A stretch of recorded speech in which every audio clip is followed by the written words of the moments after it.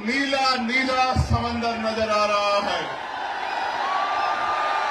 और सिर्फ नीला समंदर नजर नहीं आ रहा है, नौजवानों की शक्ल में मुझे बाबा साहब अम्बेडकर के नीले बाज नजर आ रहे हैं। इन बाजों की अगर निगाह सत्ता की तरफ मुड़ जाए तो वो दिन दूर नहीं है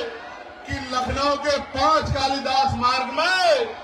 एक अम्बेडकरवादी, एक बहुजनवादी, एक संविधानवादी आपका मुख्यमंत्री बनकर बैठेगा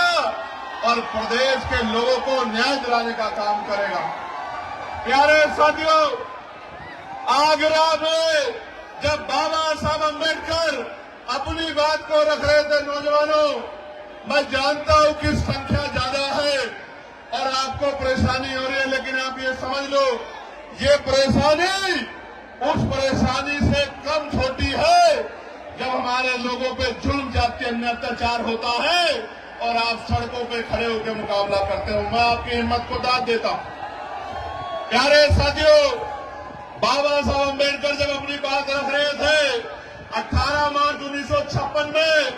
उन्होंने सभी को समझाने का काम किया और उनकी कुछ बातें जो जेल में रहते मैंने पढ़ी थी, जिनका मेरे ऊपर इतना गहरा असर हुआ कि आज भी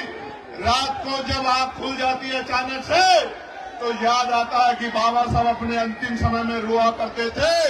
उनकी आंखों में आंसू होते थे और उनकी उम्मीदें नौजवानों से लगी हुई थी। बाबा साहब ने यहाँ कर्मचारियों के बारे में कहा कि कर्मचारियों ने मेरा साथ नहीं दिया, लेकिन मैं धन्यवाद देता हूं कि आज देश के बहुत सारे कर्मचारी अधिकारी अपनी सामाजिक जिम्मेदारी का निर्वहन कर रहे हैं। बाबा साहब ने कर्मचारियों अधिकारियों से कहा कि केवल अपने बारे में मत सोचो, अपनी आमदनी का, अपनी तनख्वाह का 20% पैसा अपने समाज को तरक्की के लिए लगाओ। मैं उन कर्मचारियों का धन्यवाद दूंगा जिन कर्मचारियों ने बाबा साहब की बात को माना,